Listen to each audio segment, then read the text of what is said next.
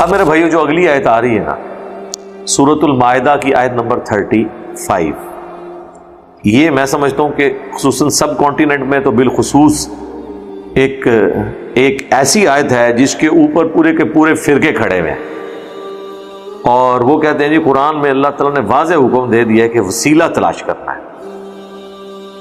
تو جب قرآن وسیلے کا حکم دے رہا ہے تو پھر قرآن بتا بھی رہا ہوگا کہ وسیلہ کسے کہا جاتا ہے۔ یہ تو نہیں ہے کہ قرآن کے وسیلہ اختیار کرو اور اس کی تشریح جو ہے بابے کریں گے، وہ بھی تو اللہ تعالیٰ نے خود بتایا ہوگا قرآن میں۔ تو اس کے لیے یہ آیت نمبر 35 کوٹ کرتے ہیں، یا ایھا الذین آمنوا اتقوا اللہ، اے اہل ایمان اللہ کا تقوی اختیار کرو، وابتغوا الیہ الوسیلہ،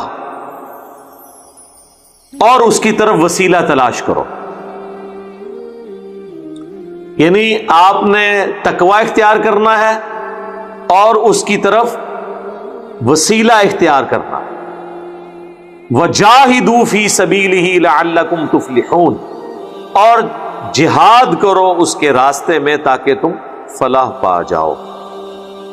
اور بعض اوقات یہ واؤ کو اگر تفصیلی طور پہ لیا جائے تو اس کا ترجمہ یوں بنے گا، اس کی طرف وسیلہ تلاش کرو یعنی اس کے راستے میں کوشش کرو تاکہ تم کامیاب ہو جاؤ، یہ ترجمہ بھی درست ہوگا۔ واؤ ہمیشہ اور کے معنوں میں نہیں آتا، واؤ بعض اوقات تفصیل کے معنوں میں بھی آتا ہے جو پچھلی بات، تو دونوں معنی اس کے درست ہیں۔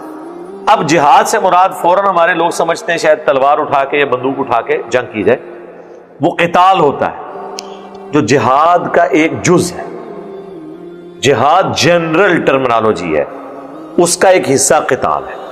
جہاد تو زبان سے بھی ہو سکتا ہے، صحیح مسلم میں حدیث ہے، برائی دیکھو ہو سکے تو اپنے ہاتھوں سے روکو، ہاتھ سے نہیں روک سکتے تو زبان سے نہیں تو کم از کم دل میں برا جانو، لیکن ذالک اضعف الایمان، یہ سب سے کمزور درجہ ہے ایمان کا، دل میں برا جاننا۔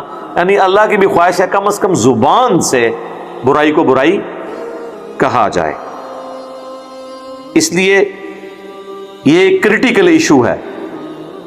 امر بالمعروف کا جو دوسرا ساتھ اس کا بھائی ہے نہیں عن المنکر، جو مشکل کام ہے، یہ وہی چیز ہے۔ جہاد وہ جہاد ہے، زبان سے ہو ہاتھ سے ہو۔ ہاں کبھی ایسا موقع ہے کہ جہاد بالسیف ہو، انسان اپنی جان اللہ کے لیے پیش کرنے کے لیے تیار ہو جائے۔ قتال وہ تو اسلام کا سمم بونم ہے، جو ایمینوئل کانٹ کی فلسفی میں ہائیسٹ گڈ اسلام کا یہ ہے قتال، کہ انسان اپنی جان اللہ کے حضور پیش کرنے کے لیے تیار ہو جائے۔ اسی لیے جو اللہ کی راہ میں مارا جاتا ہے اسے شہید کہا جاتا ہے، کہ یہ بندہ اپنے دین پر اتنا محکم ہے کہ اس نے اپنی جان دے کر گواہی دے دی کہ یہ اپنے دین کو سچا سمجھتا ہے۔ شہید کسے کہتے ہیں؟ گواہی دینے والا۔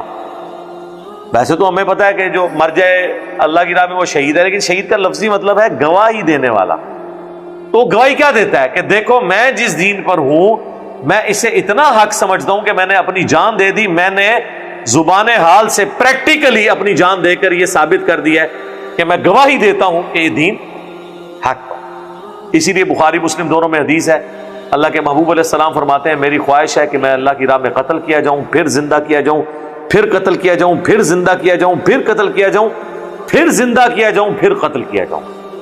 اور صحیح مسلم میں حدیث ہے جو شخص شہادت کی تمنا کے بغیر مرا وہ منافقت کی شاخ پر مرا۔ اور صحیح مسلم میں ایک اور حدیث ہے جس شخص کی شہادت کی تمنا ہوئی اس کے باوجود اسے اپنے بستر پر موت آئی، نیچرل ڈیتھ، اللہ کے حضور وہ بھی شہید لکھا جائے گا، کیونکہ اس کی خواہش تھی نا، اللہ نے اسے اپرچونٹی یا سرکمسٹانسز ایسے نہیں دیے۔ تو شہید کی تمنا ہر مسلمان کے دل میں ہونا یہ ایمان کا حصہ ہے، ادروائز وہ کامل الایمان مومن نہیں ہے، یا معاذ اللہ وہ نفاق کی شاخ پہ ہے جو مسلم شریف میں حدیث آئی ہے۔ تو بڑا کریٹیکل ایشو ہے۔ اسی طریقے سے سورۃ الفرقان میں آیا فَلَا تُطِعِ الْكَافِرِينَ، اے نبی کافروں کی پیروی آپ نے نہیں کرنی، ان کی باتوں کا برا نہیں ماننا، ان کو آپ نے ویل لیفٹ کرنا ہے۔ وَجَاهِدْهُمْ بِهِ جِهَادًا كَبِيرًا، اور اس قرآن کے ذریعے ان سے بڑا جہاد کر۔ یہ قرآن کے ذریعے کون سا جہاد ہوگا؟ دعوت و تبلیغ۔ وَأُوحِيَ إِلَيَّ هَذَا الْقُرْآنُ لِأُنذِرَكُمْ بِهِ وَمَنْ بَلَغَ، اے نبی تم فرماؤ مجھے قرآن اللہ نے اس لیے وحی کیا تاکہ میں اس کے ذریعے تمہیں بھی ڈر سنا دوں آخرت کا، اور جس تک یہ کتاب پہنچ جائے وہ بھی اسی کتاب کے ذریعے آخرت کا ڈر سنائے۔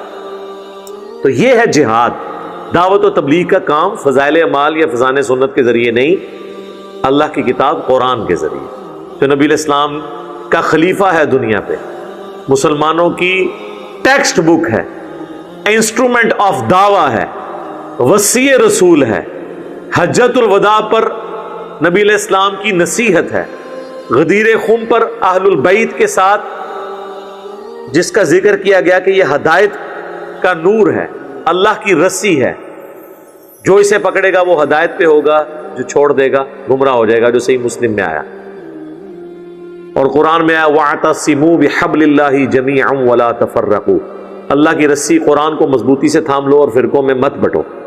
تو یہ ساری کی ساری چیزیں جہاد، قرآن، کتاب و سنت کی تعلیمات۔ اب اس کے پہلے حصے کی طرف آ جائیں، وسیلہ۔ وسیلہ پیورلی عربی کا لفظ ہے، اس کا پنجابی والے وسیلے کے ساتھ کوئی لینا دینا نہیں ہے، جو یہاں پہ وسیلہ بنا لیا گیا۔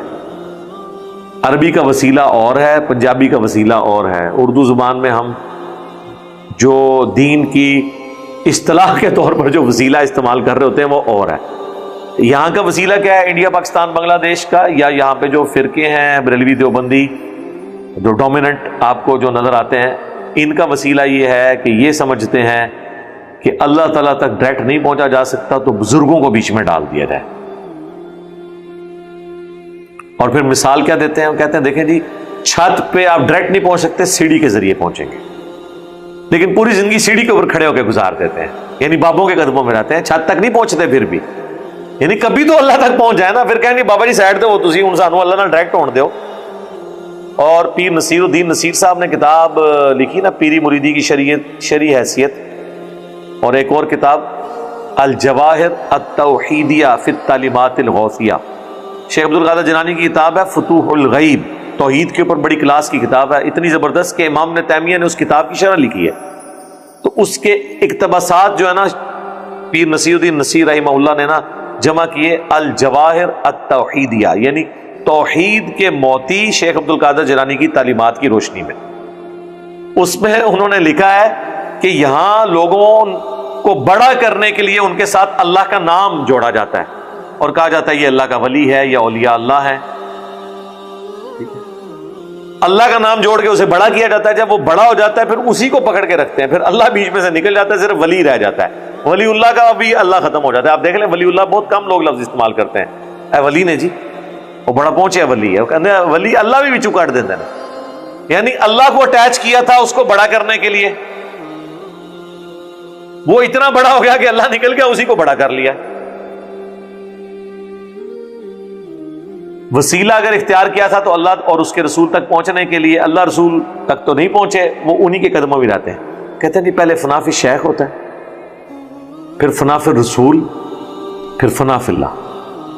ہم اس سے پوچھتے ہیں فنا فی اللہ بھی کوئی بندہ دکھائیں۔ پوری زندگی آپ اپنے شیخوں کو چندے کھلاتے رہتے ہیں، انہی کے درگاہوں کے چکر لگاتے رہتے ہیں، اللہ تک تو آپ پہنچتے نہیں ہیں۔ ایون اگر کوئی کہے جی میں اللہ سے مانگوں گا، اللہ ہی حاجت روا، اللہ مشکل کشا ہے، اس کو کہتے ہیں بابیوں والی باتیں کر رہا ہے، یہ گستاخوں والی باتیں کر رہے ہیں۔ اس کا مطلب ہے کہ آپ کی زندگی میں کبھی اللہ تک آپ نے پہنچنا نہیں، کیونکہ آپ غلط ٹریک پہ چڑھ گئے۔ اور مثالیں دینا کہ جی چھت پہ آپ نہیں پہنچ سکتے، میرے بھائی چھت پہ جانے کے لیے تو سیڑھی کی ضرورت ہے، لیکن اللہ تک پہنچنے کے لیے سیڑھی کی ضرورت نہیں ہے، کیونکہ اللہ تو اپنے نبی کی مبارک زبان سے کہلوا رہا ہے وَإِذَا سَأَلَكَ عِبَادِي عَنِّي فَإِنِّي قَرِيبٌ أُجِيبُ الدَّعْوَةَ الدَّاعِ إِذَا دَعَانِ۔ اے نبی جب میرے بندے آپ سے میرے بارے میں پوچھیں تو تم فرماؤ میں تمہارے بالکل قریب ہوں، ہر پکارنے والے کی پکار کو سنتا ہوں، بشرطے کہ وہ میری اطاعت اختیار کرے۔ فَلْيَسْتَجِيبُوا لِي وَلْيُؤْمِنُوا بِي، اور مجھ پہ ایمان لائے جیسا کہ ایمان لانے کا حق ہے تاکہ وہ کامیاب ہو سکے۔ ادعونی استجب لکم، اے میرے بندو مجھ سے مانگو میں تمہاری دعاؤں کو قبول کروں گا۔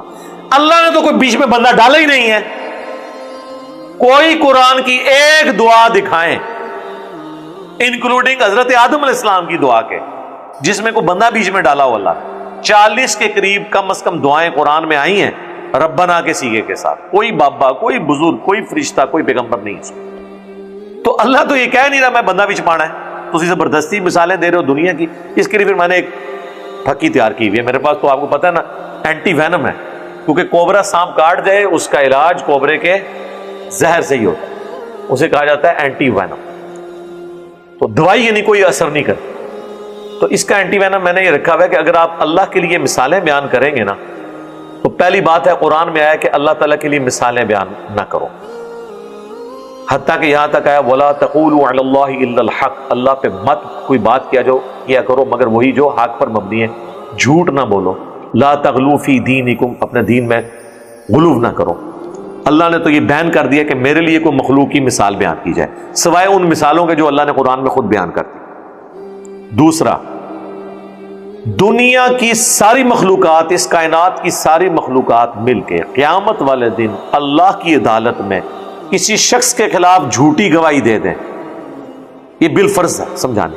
سارے جن، سارے فرشتے، سارے پیغمبر، سارے انسان جھوٹی گواہی دے دیں کسی بندے کے بارے میں، کیا اللہ تعالیٰ اس گواہی کو قبول کر کے اس بندے کے خلاف فیصلہ سنا دے گا؟ کیوں؟ دنیا میں تو ایسے ہی ہوتا ہے کہ اگر لوگ کسی شخص کے خلاف جھوٹی گواہی بھی دے دیں،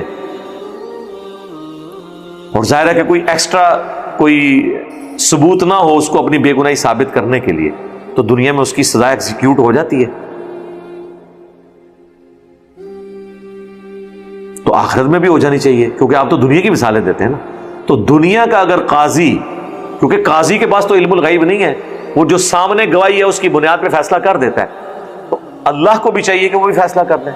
اللہ فیصلہ نہیں کرتا. اس کا مطلب ہے اللہ کے لیے دنیا کے جسٹس کی مثال بھی نہیں دی جا سکتی، تو دنیا کی چھت اور سیڑھی کی مثال بھی اللہ کے لیے نہیں دی جا سکتی، کیونکہ اللہ تو بیچ میں ڈال ہی نہیں رہا کسی کو. وہ تو انسانیت کا میگنا کارٹا جسے کہا کرتے تھے ڈاکٹر اسٹار صاحب، جو برٹن امپائر کے اندر حکمران سے رعایا ڈائریکٹ سوال پوچھ سکتی ہے، اس کے لیے جو رول بنایا گیا، وہ جو ایک پورا چارٹر تیار ہو، اسے میگنا کارٹا کا. تو ڈاکٹر اسٹار صاحب فرماتے تھے انسانیت کا میگنا کارٹا سورۃ البقرہ کی آیت نمبر 186 ہے، وَإِذَا سَأَلَكَ عِبَادِي عَنِّي فَإِنِّي قَرِيبٌ. جس طرح وہاں گورے کہتے تھے نا ہم حکمران کے دروازے کو کھٹکھٹا سکتے ہیں انصاف کے لیے جس وقت چاہیں، اور اللہ کا کہہ رہا ہے اے نبی جب میرے بندے آپ سے میرے بارے میں پوچھیں فرماؤ میں تمہارے بالکل قریب ہوں، ہر سننے والے کی پکار کو سنتا ہوں. اجیب الدعوت الداعی اذا دعان، جب وہ مجھے پکارے. اللہ نے تو کوئی بیچ میں چیز رکھی نہیں، انہوں نے بیچ میں بندے ڈالے. البتہ یہ بات صحیح ہے کہ جو چیز اللہ نے اپنے لیے خود پسند کی ہے، مثلا اللہ نے اپنے لیے یہ چیز پسند کی کہ آپ نے میرے تک پہنچنے کے لیے پیغمبروں کی تعلیمات اور ان پر نازل ہوئی ہوئی کتابوں کو فالو کرنا ہے. اب جو شخص پیغمبروں اور کتابوں کو بیچ میں سے نکال کے ڈائریکٹ اللہ تک پہنچے گا، ہم اس کی توحید کو اور ایمان کو شیطانی توحید ہی کہیں گے، رحمانی نہیں ہو، کیونکہ انبیاء رول ماڈل ہوتے ہیں. تو وسیلے کا لفظ ان معنوں میں اگر کسی نے بولنا ہے کہ اللہ تک پہنچنے کا ذریعہ، تو سر وہ پھر اللہ کے پیغمبر اور اس کی کتابیں ہیں، اللہ اور اس کے رسول کی تعلیمات ہیں. وہ ٹھیک ہے امام بخاری امام مسلم کی بھی کنٹریبیوشن ہے، لیکن اس کے اندر جو کچھ لکھا ہے وہ تو نبی علیہ السلام کی احادیث ہے نا. ان کے لیے تو اپنا ثواب موجود ہے، ہم ویڈیو میں بیان کر رہے ہیں، ہمارے لیے ثواب موجود ہے. کئی لوگ ہمیں بھی آ کہتے ہیں جی آپ ہمارے لیے ہدایت کا وسیلہ بنے. ہم ہمیشہ یہ کہتے ہیں کہ یار وہ وسیلہ تو اللہ کسی کو بھی بنا لیتا ہے، اصل مسئلہ یہ ہے کہ اللہ نے تمہارے لیے ہدایت کا فیصلہ کیا بسبب اس کے کہ تمہارے اندر کوئی رمق موجود تھی سچائی قبول کرنے. اصل جو وسیلہ اس اعتبار سے ہے تو وہ پیغمبر ہیں اور کتابیں. باقی جو انڈیا پاکستان میں جو وسیلے والا اختلاف ہے، اس کے اوپر میرا مسئلہ 43 بڑی ڈیٹیل کے ساتھ ریکارڈڈ ہے، اور آلموسٹ آج سے تقریباً 1.5-2 سال پہلے میں نے ایک ڈیٹیل لیکچر اور ریکارڈ کرایا تھا، وسیلے کے نام پر دھوکہ. یہاں پر وسیلہ اور استعانت مکس کر دی. یہ نام وسیلے کا لیتے ہیں، بھائی ہماری زبان میں وسیلہ یہ ہے کہ کوئی شخص یہ کہے کہ اے اللہ تجھے تیرے نبی کا واسطہ میرا فلاں کام کر دے. تو اس میں آپ نے رسول اللہ سے تو کچھ نہیں مانگا، کس سے مانگا ہے؟ اللہ سے. کسی فرشتے جن پیغمبر سے کچھ نہیں مانگا. وہ کہتے ہیں نہیں جی یہ تو وسیلہ ہے نا، لیکن یہ بھی وسیلہ ہے. اگر کوئی کہتا ہے نا یا رسول اللہ مدد یا علی مدد یا شیخ عبد القادر جیلانی، تو یہ بھی وسیلہ ہے. ہم کہتے ہیں یہ کیسے وسیلہ ہو گیا، تو ڈائریکٹ پکار رہے ہیں آپ ان کو. وہ کہتے ہیں اصل میں یہ ہوتا ہے کہ جب ہم ان کو پکارتے ہیں نا تو وہ اللہ سے ریکویسٹ کرتے ہیں، اللہ پھر دوبارہ ان کی ڈیوٹی لگاتا ہے، پھر وہ اللہ کے اذن سے ہماری مدد کرتے ہیں. ہوں ایڈ ہی کہانی تھی بنائی ہے کتنے لکھی ہے، یہ تو میں 2 منٹ فیل کرتی ہے نا. ایک اینٹی وینم ادھر سے بھی تیار ہے.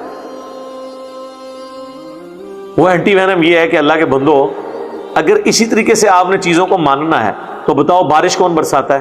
اللہ. ڈیوٹی کس کی ہے؟ فرشتوں کی. تو ہم فرشتوں سے بارش مانگتے ہیں یا اللہ سے مانگتے ہیں؟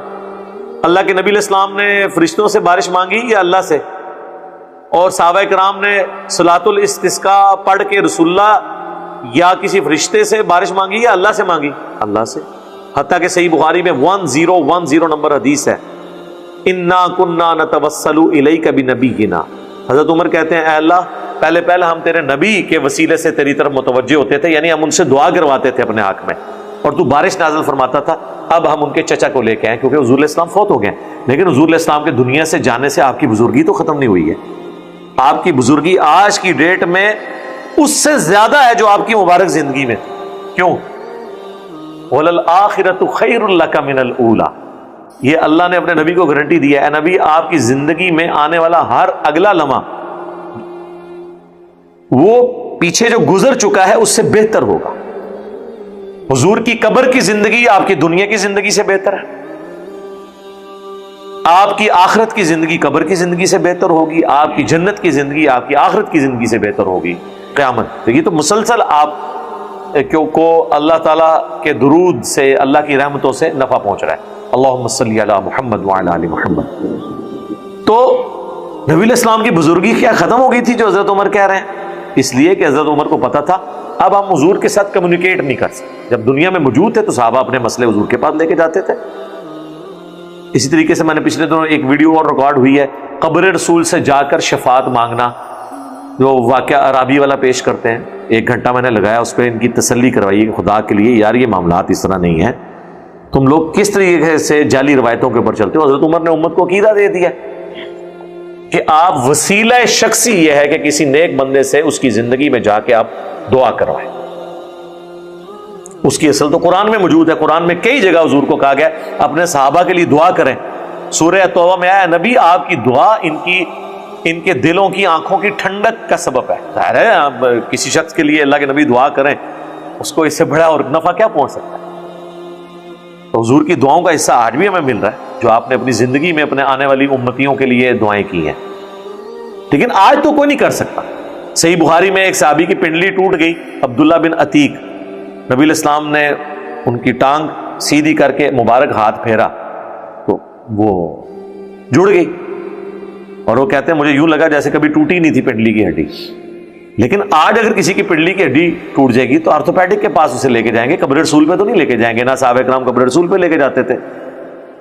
اور میں نے اس پہ ان کو کہا کہ یار اگر آپ لوگ اتنے بڑے عاشق رسول ہو تو ٹھیک ہے اپنی پنڈلی کی قربانی کرو، اور پورے انڈیا پاکستان بنگلہ دیش کو نہ صرف اپنے فرقے کا کر لو بلکہ کافر بھی مسلمان ہو جائیں گے. روزہ رشید تک آپ کا ویزا ہم لگوا دیتے ہیں. تو ان کو سمجھ آ جائے گی کہ حضور کی زندگی کے معاملات ڈیفرنٹ تھے، بات کے ڈیفرنٹ ہیں. آپ سے دعا کروانا وسیلہ شخصی ہے. یہ تو یعنی صحابہ کرام کا اس کی اصل قرآن میں ہے کہ نبی علیہ السلام کی دعائیں. پھر آپ دیکھیں حضرت یوسف علیہ السلام کے بھائی جب اپنی غلطی کا احساس ہوتا ہے تو اپنے باپ سے کہتے ہیں آپ ہمارے لیے دعا کریں. تو دعا کروانا وسیلہ شخصی ہے. یہ وہ وسیلہ ہے جو اصل وسیلہ ہے. تو ٹوٹل 5 وسیلے ہیں، ان میں سے پہلا وسیلہ ہے کسی نیک بندے سے جو آپ کے سامنے موجود ہے جا کے دعا کروانا. مسئلہ 43 میں نے ڈیٹیل سے اس کے دلائل.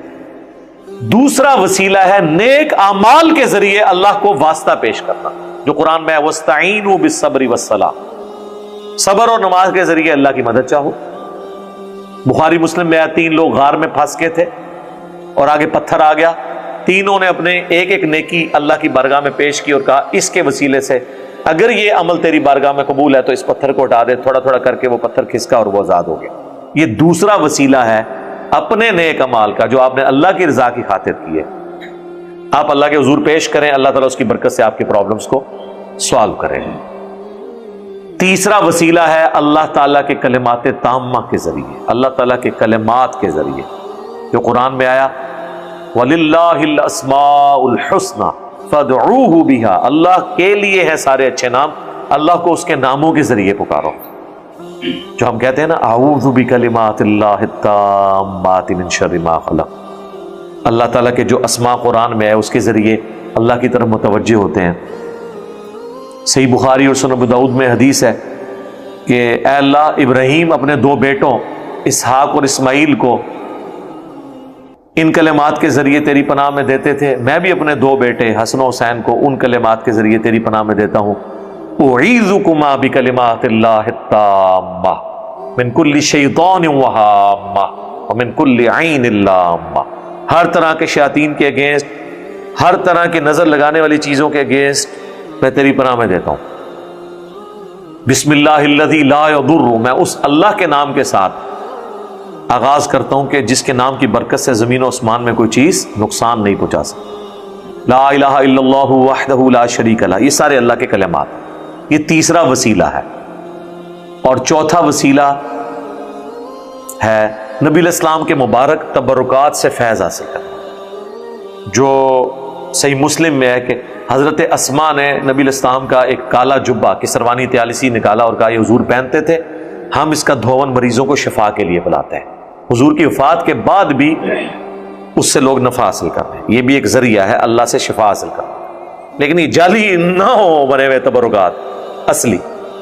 صحیح بخاری میں آتا ہے ام سلمہ ہماری ماں کے پاس حضور کی داڑھی اور سر کے چند بال تھے، ایک انہوں نے برتن کے اندر رکھے ہوئے تھے، جب کوئی محلے میں بیمار ہوتا تھا وہ پانی کا پیالہ بیچتا تھا، ام سلمہ اس میں ڈبوتی تھی اور مریضوں کو شفا ہو جاتی تھی۔ یہ چوتھا وسیلہ ہے جو آپ اڈاپٹ کر سکتے ہیں۔ یہ تو آج کل تو اس وسیلے کا رسک نہیں لیا جا سکتا، لوگ آپ کو خام خواہ کی چیزیں ہی بتائیں گے اس میں۔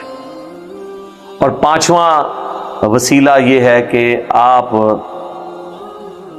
اچھا یہ جو آپ کی مزارات کے اوپر دیکھیں نا، انہوں نے نبی علیہ السلام کی مبارک جوتیاں بھی رکھی ہوئی ہیں، پاؤں کے نشان لکڑی میں خود کسی سے کھدوا کے رکھے ہوئے ہیں، اور پھر لوگ اس کو کر رہے ہوتے ہیں اور حضور کے ان چیزوں سے وسیلہ حاصل کر، وہ نہیں۔ پانچواں وسیلہ ہے ایک جنت میں مقام ہے وسیلہ، جو بخاری مسلم میں حدیث ہے کہ جنت کا ایک مقام ہے الوسیلہ، جو اس کائنات میں ایک ہی شخص کو ملے گا، اور میں اللہ سے امید کرتا ہوں وہ شخص میں ہوں۔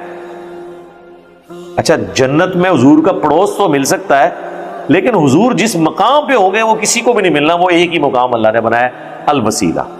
اور بخاری مسلم کے الفاظ ہیں جو شخص میرے لیے اس مقام کی دعا کرے گا میری شفاعت قیامت والے دن اس کے لیے حلال ہو جائے گی۔ اور مسلم شریف میں الفاظ ہیں کہ جو اذان کا جواب دے اس کے بعد درود شریف پڑھے اور الوسیلہ والی دعا مانگے، اللہم رب هذه الدعوۃ التامہ، وہ والی دعا، تو قیامت والے دن میری شفاعت اس کے لیے حلال ہو جائے گی۔ تو یہ 5 وسیلے ہیں جو یعنی جن وسیلوں کو کتاب و سنت جانتے ہیں، آپ والے وسیلوں کو کتاب و سنت نہیں جانتے، ٹھیک ہے۔ باقی ایک چھٹا وسیلہ ہے کسی شخصیت کی وجاہت کا وسیلہ اللہ کے حضور پیش کرنا، زندگی تک تو ٹھیک ہے، وہ سنن نبی داؤد میں، سنن ابن ماجہ میں حدیث ہے، ابن ماجہ کی یہ ایک ایسی یونیک حدیث ہے، ترمذی میں بھی ہے، ابو داؤد میں، ابن ماجہ میں، جس کو امام ابن ماجہ نے خود ساتھ لکھا ہے کہ یہ صحیح سند سے ہے، حدیث صحیح ہے۔